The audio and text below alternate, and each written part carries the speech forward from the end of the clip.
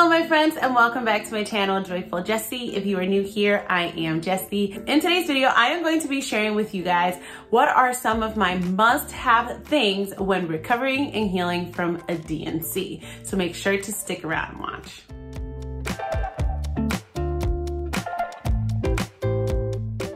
I have gone through 3 different DNCs in the span of 6 months. 2 of those DNCs were related to my miscarriage, and my very first DNC was done to remove polyps in my uterus. If you are interested in my pregnancy loss story and all the emotions and everything that came along with it, I do have multiple videos that I have created, and I have placed them all under a playlist called Pregnancy Lost if you want to go ahead and check that out. So after experiencing these 3 DNCs in 3 very different scenarios, these are just some of the items that I have found super helpful to help me in my recovery and my healing. Number 1, I highly recommend lip balm. Even though it's gonna be a quick procedure, it is in a medical facility and it is very dry. I'm a person that likes my lips to be very nice and smooth and soft and not chapped. So what have I done? I've made sure my chapstick is there with me, and right before they haul me away, I take out my chapstick, I put it on, and then I hand it over with my glasses. And then by the time I come back, my lips are still nice and soft. Number 2, staying hydrated. For my second DNC, I was advised to drink Gatorade 4 hours before I went in. But I have found that drinking water ahead of time and definitely staying hydrated afterwards really does help just your body in general just feel much better and much refreshed. As a matter of fact, I'm gonna have a little drink right now. Third on my list are a staple in every woman's bathroom, and those are panty liners and pads. During your DNC, your uterus will be dilated. Therefore, after your DNC, you are going to be advised that for 2 to 3 weeks, you cannot have anything enter your vaginal canal. And that includes tampons. You are going to be told not to go swimming or take any baths of the sorts just to prevent infection. Therefore, your best friend will be a sanitary napkin. For my first and my third DNC, I did experience bleeding, and I have a feeling that might have been linked to the fact that they did scrape my uterine lining. So I did end up using the pads.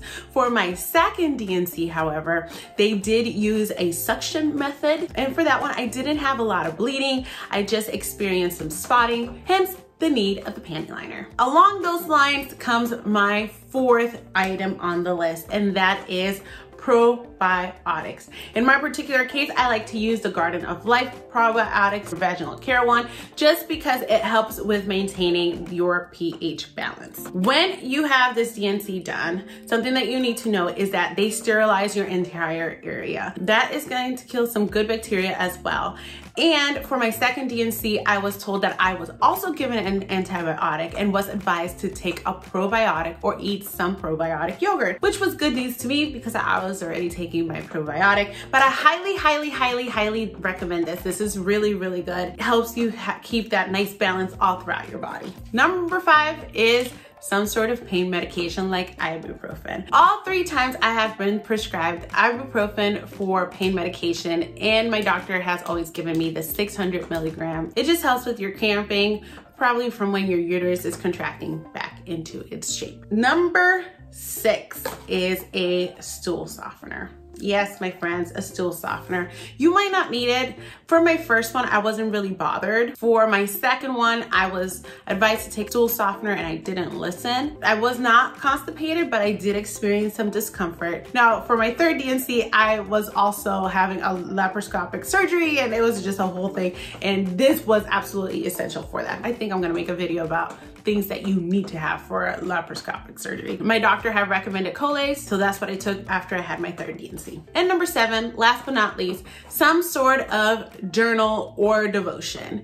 I'm a person of faith, and during my miscarriage, I struggled so much. This is a journal I found online. It's called Empty Arms Journal, and it's written from a Christian perspective by a person who experienced a pregnancy loss and also the loss of her son. There is also a book that she wrote about her story, which I also got. But in reality, if you don't want to get the book, the journal is really all you need. I did some writing. It has you write your story. You do some journaling throughout. It has you reflect on your emotions.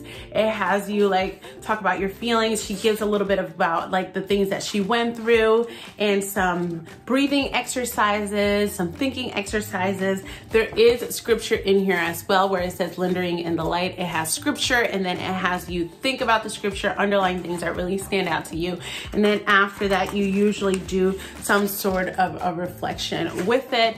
I personally found this journal to be very, very helpful to me in my healing journey when I had this miscarriage. It's a 21-day guide. Honestly, I took way longer. I took a couple months to make it through just because I felt like some days I needed to just take a little bit more time than others. So it's pretty much a devotional, a journal, and it also has snippets of her story in there. And I found that just to be helpful during my healing journey for my miscarriage. I highly recommend it. I'll link it on my description below if you are interested. You are going to have somebody come with you. All 3 times it has been my husband. And if you're going through a miscarriage, I can't say how important it is to have somebody with you that will understand your pain and will understand what is it that you're going through. So in my case, my husband was just a perfect person to come along with me as my support person through the situation. For my first one, I also had my husband there with me, and he's just a very understanding person and somebody that I feel very, very comfortable with. So just make sure you have somebody that you